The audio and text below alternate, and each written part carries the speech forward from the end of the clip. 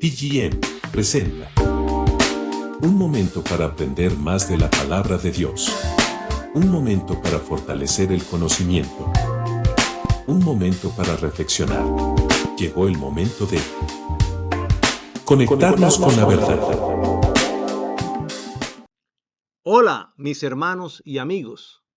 En la cápsula pasada estudiamos el árbol de la vida y nos planteamos la pregunta: si Dios odia el pecado, ¿por qué colocó el árbol del conocimiento del bien y del mal en el mismo centro del huerto del Edén, tan llamativo, sabiendo que si Adán y Eva comían de él, harían que el pecado entrara a este mundo? La respuesta es: porque lo más importante en todo el universo es la gloria de Dios. Si no existiera el pecado, no habría perdón.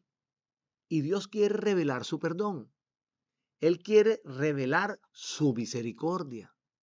Él quiere revelar su bondad. Él quiere revelar su gracia.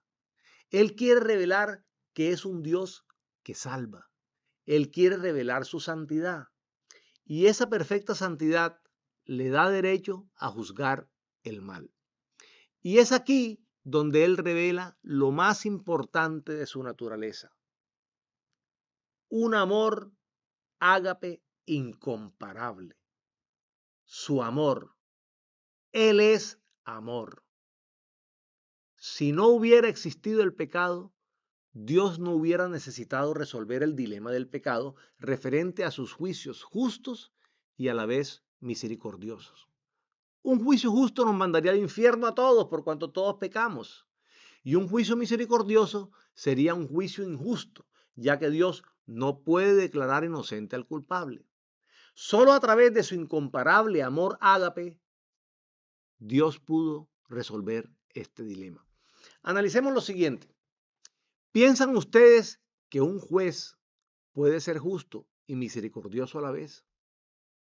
A un honorable juez le asignaron el caso de dictar sentencia contra un hombre. A ese hombre se le halló vendiendo drogas y en posesión de 1 kilogramo de cocaína. La ley establece una pena entre 10 años y cadena perpetua para este delito. Pero resulta que ese hombre era su hijo, que la noche anterior a la sentencia estuvo llorando delante de él, pidiéndole clemencia, pidiendo perdón por su pecado. La esposa de su hijo, su nuera, estaba gravísima en el hospital y su hijo, desesperado, aceptó que alguien más pagara por la operación a cambio de vender la droga.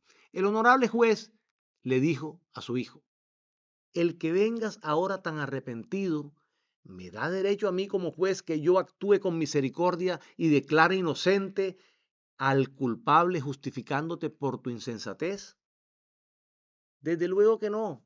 Aunque tu arrepentimiento sea genuino y derrames un mar de lágrimas, yo sería un juez injusto si tengo misericordia y te declaro inocente. Para obrar con justicia, tengo que dictar un fallo de acuerdo como establecen las leyes de este país.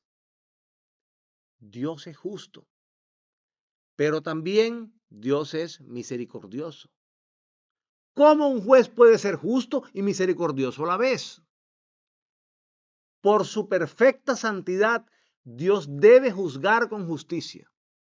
Al actuar con justicia, todos seríamos condenados, ya que todos hemos pecado, como asegura Romanos 3:23.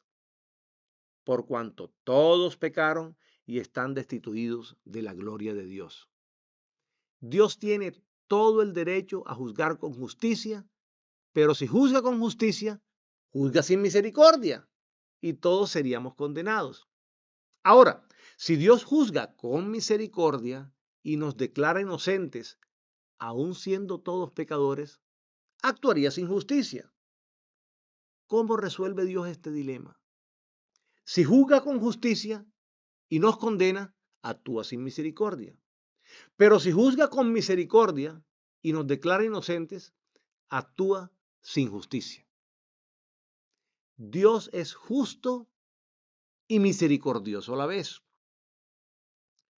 Pero ¿podría Dios dictar sentencia en un juicio siendo justo y misericordioso a la vez? Si sabemos que a ambos juicios se oponen. Su amor ágape, su amor incomparable, su amor indescriptible es la única solución a este dilema del pecado. Romanos 6:23 nos enseña ambos tipos de juicio, el juicio con justicia y el juicio con misericordia. Porque la paga del pecado es muerte. La primera parte de este versículo señala un juicio con justicia. Hay una sentencia de muerte por el pecado.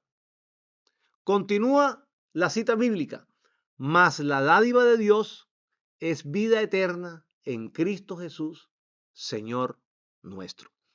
La segunda parte de este versículo señala un juicio con misericordia. Efesios 2:5 enseña, aun estando nosotros muertos en pecados, nos dio vida juntamente con Cristo. Por gracia sois salvos. Recibimos un juicio con misericordia.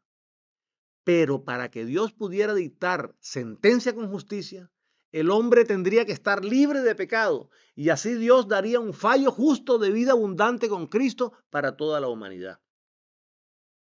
Para lograr esto, Dios toma todos los pecados del mundo y los coloca sobre su Hijo unigénito, sobre Jesús, quien recibe el castigo por todos los pecados del mundo. Segunda de Corintios, capítulo 5, verso 21, enseña, al que no conoció pecado, por nosotros lo hizo pecado, para que nosotros fuésemos hechos justicia de Dios en él.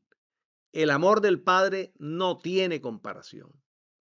Actuó con justicia, dictando sentencia de muerte sobre su Hijo unigénito, su Hijo amado, en el cual tenía complacencia, el cual tuvo que cargar en la cruz todo el pecado del mundo, recibiendo todo el peso de la justicia de Dios sobre él, y también actuó con misericordia, dictando sentencia de vida abundante con Cristo sobre todos nosotros, porque Jesús había cargado en la cruz con todos nuestros pecados.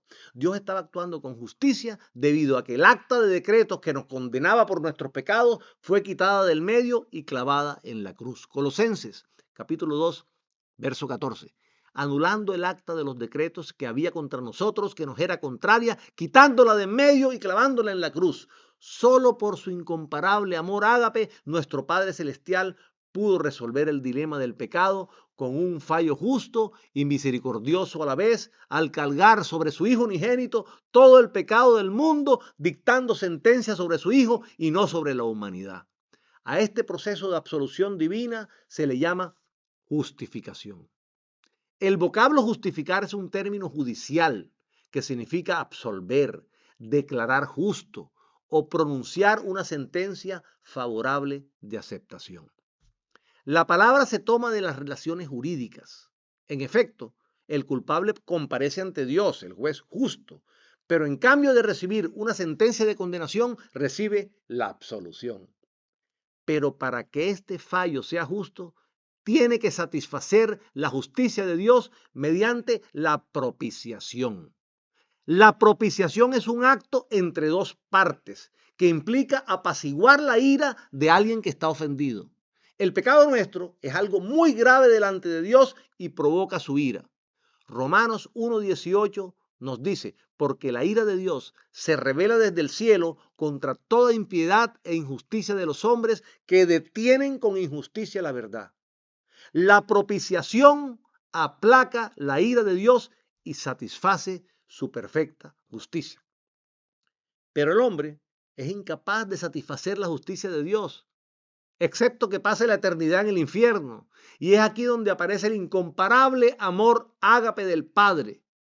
Como no existe ningún servicio, ningún sacrificio, ningún regalo que el hombre pueda presentarle a Dios como propiciación para aplacar su ira, Dios mismo puso a su Hijo unigénito como propiciación para aplacar su ira y el hombre pecador pueda reconciliarse con él. Primera de Juan, capítulo 2, versos 1 y 2 dice, hijitos míos, estas cosas os escribo para que no pequéis. Y si alguno hubiere pecado, abogado tenemos para con el Padre a Jesucristo el justo. Y Él es la propiciación por nuestros pecados. Y no solamente por los nuestros, sino también por los de todo el mundo. La ira no cayó sobre la humanidad. Todo el peso de la ira de Dios Padre cayó sobre su Hijo Jesús, a quien Dios puso como propiciación por nuestros pecados. Primera de Juan, capítulo 4, verso 10. En esto consiste el amor, no en que nosotros hayamos amado a Dios, sino que Él nos amó a nosotros y envió a su Hijo en propiciación por nuestros pecados. Por eso en el Nuevo Testamento, el acto de la propiciación siempre se refiere a la obra de Dios y no a los sacrificios o a las ofrendas dadas por el hombre. Cristo fue el único capaz de satisfacer la justicia de Dios al ser perfecto, sin mancha, sin pecado. Por amor se ofrece voluntariamente como propiciación. ¿Qué hace la propiciación? Aplaca la ira que Dios Padre tiene por nuestros pecados. ¿Qué hace Cristo para aplacar su ira? Lleva consigo todo el pecado del mundo y deja que toda la ira de Dios Padre caiga como juicio sobre él y no sobre toda la humanidad. Cristo se convierte en la víctima de la ira de Dios. Cristo mismo se ofrece como sacrificio propiciatorio perfecto para otorgarnos a todos la absolución divina. ¿Mediante qué? Mediante el proceso de justificación. Romanos 3:24 nos dice, siendo justificados gratuitamente por su gracia, mediante la redención que es en Cristo Jesús. Gratuitamente. Cuando leí justificados gratuitamente, me acordé de la madre que tuvo que trabajar doble jornada en una mina de plomo. El plomo destruye tu cuerpo y no es aconsejable trabajar más de 8 horas al día. Pero esta madre lo hacía durante 16 horas diarias para poder pagar los estudios universitarios de su hijo. No pudo asistir a su ceremonia de graduación porque el plomo consumió sus pulmones y murió. Un compañero le dijo en la ceremonia de graduación al nuevo ingeniero, qué bueno que no tuviste que pagar por tus estudios y ahora no tienes ninguna deuda estudiantil. Yo también hubiera querido estudiar gratis, pero ahora tengo una deuda enorme. Y el nuevo ingeniero le contestó, no fue gratis. Tú y yo pagamos a la universidad el mismo dinero. La diferencia entre tú y yo es que todo el dinero de mis estudios los pagó mi madre, trabajando más allá de sus fuerzas y dando su vida por mí en una mina de plomo. Entonces fuimos justificados gratuitamente. Para nosotros fue gratis, pero para Cristo no. Él recibió todo el castigo que tú y yo debimos haber pagado por nuestro pecado. Juan capítulo 19, verso 2, nos enseña que Jesús fue humillado por los soldados romanos, quienes le tejieron una corona de espinas y se la clavaron en la cabeza. Y el versículo 3 continúa diciendo que lo abofeteaban y lo seguían humillando diciendo, ¡salve, rey de los judíos! Marcos 14:65 narra que le escupían y luego le cubrían el rostro y le daban puñetazos, diciéndole, profetiza. Lucas 22:64 añade que después de darle puñetazos le decían, adivina, ¿quién es el que te ha golpeado? En Juan 19:1 y en Mateo 27:26, la Biblia narra que Jesús fue azotado. Deuteronomio 25, del 1 al 3, establece que 40 azotes era lo máximo. La cantidad dependía del delito. Por eso, para delitos con máxima gravedad y para evitar alcanzar el máximo permitido, se limitaba el castigo a 39 latigazos. 40 menos 1, o sea, 39. Por eso aprendemos en 2 Corintios 11:24 que cuando azotaron al apóstol Pablo le dieron 40 azotes menos 1, o sea, 39. Los mismos 39 latigazos que recibió Jesús, con el agravante que su espalda fue masacrada por el flagelo romano que ven en esta gráfica. Las flagelaciones romanas eran terriblemente brutales. 39 veces descargaron sobre Jesús un látigo que tenía varias colas que terminaban en pequeñas esferas de plomo con pedazos de hueso afilados que desgarraban la piel severamente, ocasionando de esta forma terribles daños al cuerpo de nuestro Señor. Los latigazos iban desde los hombros, pasando por la espalda, los glúteos y las piernas. La espalda quedaba tan desgarrada que la espina dorsal quedaba expuesta debido a los cortes tan profundos, y el dolor que sintió Jesús es indescriptible. Y luego lo obligan a cargar su propia cruz y en medio del camino se desploma. La muerte de Jesús fue todavía peor que la crucifixión común. No a todos los criminales condenados los clavan en la cruz, muchos eran amarrados. Cada martillazo trituraba los nervios de las muñecas. Su sufrimiento era indescriptible. Con los tendones destrozados y teniendo sus muñecas clavadas, Jesús fue obligado a forzar todos los músculos de su espalda para poder respirar, lo cual cada vez era más difícil. El dolor era insoportable, que literalmente no hay palabras para describirlo. Cuando Jesús fue alzado para unir el madero con el poste vertical, sus brazos se estiraron intensamente y ambos hombros debieron haberse dislocado, como dice Salmos 22, verso 14. Dislocados están todos mis huesos. Entonces proceden a clavarle también los pies, triturando también con los clavos sus nervios, lo cual debe haber causado un dolor similar al de las muñecas. Cada vez era más difícil y doloroso empujarse hacia arriba para poder respirar. Jesús aguantó esta situación por más de 3 horas hasta morir. Jesús aplaca la ira de Dios por nuestros pecados, siendo el sacrificio propiciatorio perfecto. Romanos 3:25, a quien Dios puso como propiciación por medio de la fe en su sangre, para manifestar su justicia a causa de haber pasado por alto en su paciencia los pecados pasados.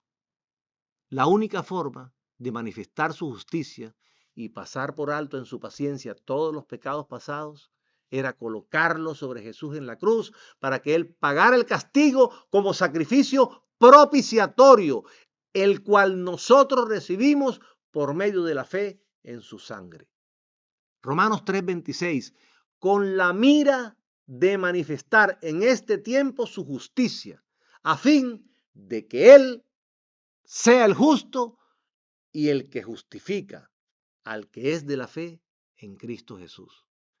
Todo el que tiene su fe puesta en Jesús alcanza la justificación. Ahora que tenemos claro el término propiciación, vamos a terminar de explicar el término justificación. La justificación nos enseña el apóstol Pablo que solo se consigue a través de la fe en Cristo Jesús. Romanos capítulo 5, versos 1 y 2. Justificados pues por la fe, tenemos paz para con Dios por medio de nuestro Señor Jesucristo, por quien también tenemos entrada por la fe a esta gracia en la cual estamos firmes y nos gloriamos en la esperanza de la gloria de Dios. ¿Se ha imaginado una contradicción inexistente entre las enseñanzas de Pablo y las de Santiago, el medio hermano de Jesús, ya que este último enfatiza que son necesarias las obras, ya que la fe sin obras es muerta? El apóstol Pablo enseña en Romanos 3:20, ya que por las obras de la ley ningún ser humano será justificado delante de él, porque por medio de la ley es el conocimiento del pecado. El énfasis entonces del apóstol Pablo es que la justificación es únicamente por la fe en Cristo Jesús. Por otro lado, Santiago capítulo 2, versos 14 al 26, enseña lo siguiente. Hermanos míos, ¿de qué aprovechará si alguno dice que tiene fe y no tiene obras? ¿Podrá la fe salvarle? Y si un hermano o una hermana están desnudos y tienen necesidad del mantenimiento de cada día, y alguno de vosotros les dice, id en paz, calentados y saciados, pero no les dais las cosas que son necesarias para el cuerpo, ¿de qué aprovecha? Así también la fe, si no tiene obras, es muerta en sí mismo. Pero alguno dirá, tú tienes fe y yo tengo obras. Muéstrame tu fe sin obras. Muéstrame tu fe sin tus obras y yo te mostraré mi fe por mis obras. ¿Tú crees que Dios es uno? Bien haces. También los demonios creen y tiemblan, mas ¿quieres saber, hombre vano, que la fe sin obras es muerta? ¿No fue justificado por las obras Abraham, nuestro padre, cuando ofreció a su hijo Isaac sobre el altar? ¿No ves que la fe actuó juntamente con sus obras y que la fe se perfeccionó por las obras y se cumplió la escritura que dice, Abraham creyó a Dios y le fue contado por justicia y fue llamado amigo de Dios? Vosotros veis, pues, que el hombre es justificado por las obras y no solamente por la fe. Asimismo, también Rahab, la ramera, no fue justificada por obras cuando recibió a los mensajeros y los envió por otro camino. Porque como el cuerpo sin espíritu está muerto, así también la fe sin obras está muerta. Si comprendemos el sentido que usan ambos escritores, Pablo y Santiago, el medio hermano de Jesús, disiparemos rápidamente la supuesta dificultad. Pablo elogia una fe viva que confía en Dios solamente. Santiago denuncia una fe formalista, muerta, que es meramente un consentimiento intelectual. Pablo rechaza las obras muertas de la ley u obras sin fe. Santiago enfatiza las obras vivas que demuestran que la fe es vital. La justificación de que nos habla Pablo se refiere al comienzo de la vida cristiana, mientras que Santiago emplea el vocablo en el sentido de esa vida de obediencia y santidad que es la expresión exterior o evidencia de que una persona es salvada. Pablo combate el legalismo o dependencia en obras de salvación. Santiago combate las enseñanzas de que no importa mucho de qué manera uno vive mientras uno cree. De modo que Pablo y Santiago no son soldados que se oponen entre sí. Están espalda con espalda, luchando contra enemigos que vienen en direcciones opuestas. Bendiciones y cielos abiertos.